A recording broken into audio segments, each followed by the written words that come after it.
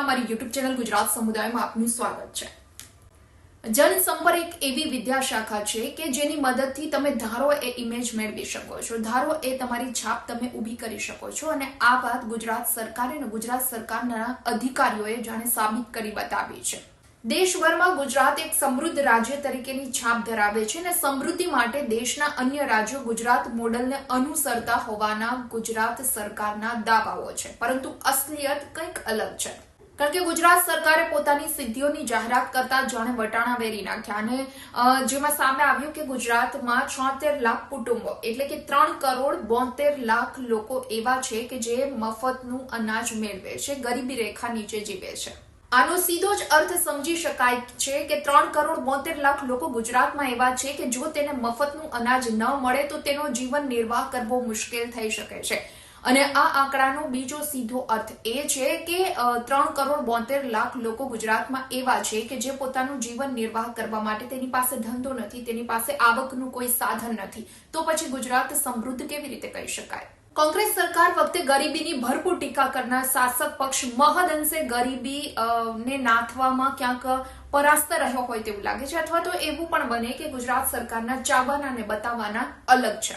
સમૃદ્ધ ગુજરાતની ઓળખ તો પ્રસ્થાપિત થઈ છે, એટલું જ નહીં ગુજરાત મોડેલ દેશના અન્ય રાજ્યો અપનાવી રહ્યા છે તેવો સરકાર દાવો કરી રહી છે, પરંતુ અસલિયત એ છે કે વાઇબ્રન્ટ ગુજરાતમાં ગરીબી ચરમસીમાએ છે અને જે ખુદ સરકારે સ્વીકાર્યું છે। જે આંકડા સામે આવ્યા તેમાં સામે આવ્યું કે 76 લાખ પરિવારો એટલે કે ગુજરાતના આટલા પરિવારો અને 3,72,00,000 લોકો ગરીબી રેખા નીચે જીવી રહ્યા છે અને 2 ટક ખાવાના પણ તેને ફાફા પડી રહ્યા છે। તેની પાસે આવકનું કોઈ સાધન નથી, મફત અનાજ પર તેઓ પોતાનું જીવન જીવી રહ્યા છે। એટલે એવું પણ કહી શકાય કે અડધું ગુજરાત અત્યારે મફત અનાજ ખાવા માટે મજબૂર બન્યું છે અને આ પરિસ્થિતિથી સરકાર લાજવાને બદલે આ પરિસ્થિતિને સરકાર જાણે કે પોતાની સિદ્ધિ ગણાવી રહી છે।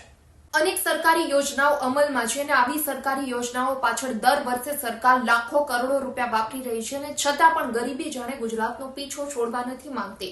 તો રાજ્ય સરકારે જે આંકડાઓ રજૂ કર્યા છે અને તેમાં સામે આવ્યું છે કે છેલ્લા 2 વર્ષમાં 1359 ગરીબ પરિવારોમાં વધારો થયો છે, જેમાં સાબરકાંઠા, બનાસકાંઠા, પંચમહાલ, દાહોદ, આણંદ અને જૂનાગઢ જેવા શહેરોમાં ગરીબ પરિવારોનું પ્રમાણ વધારે જોવા મળી રહ્યું છે। સરકાર ભલે દાવા કરી રહી હોય પરંતુ ગરીબીનું ચિત્ર હજુ પણ સુધર્યું નથી અને ભાજપ સરકાર વિપક્ષને ગરીબી મામલે આડે હાથ લેવામાં કોઈ કસર નથી છોડ્યું અને જ્યારે હવે પોતે શાસક પક્ષ તરીકે છે ત્યારે ગરીબી નથી હટાવી શકતા, ગરીબીનું ચિત્ર નથી બદલી શકતા।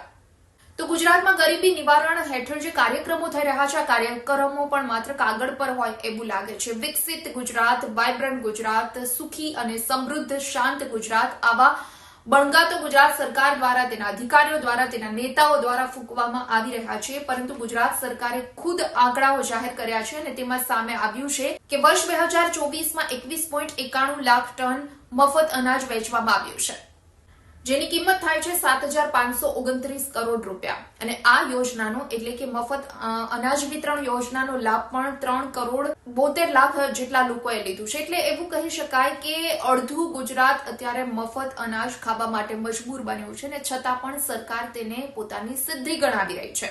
તો સુખી સમૃદ્ધ ગુજરાતની વાતો વચ્ચે શહેરમાં 32 રૂપિયા અને ગામડામાં રોજના 26 રૂપિયા પણ લોકો વાપરી શકે તેવી પરિસ્થિતિ નથી અને છતાં પણ સરકાર કહે છે કે ગુજરાતમાંથી ગરીબી દૂર થઈ રહી છે અને સરકાર ક્યાંક મફત અનાજના નામે વાહવાહી લૂંટી રહી છે, પરંતુ પરિસ્થિતિ હકીકત એ છે કે આજે પણ ગુજરાતમાં લાખો લોકો છે તે ખૂબ જ દારૂણ પરિસ્થિતિમાં જીવી રહ્યા છે અને ગરીબ પરિવારોનો આંકડો વર્ષે ને વર્ષે વધી રહ્યો છે।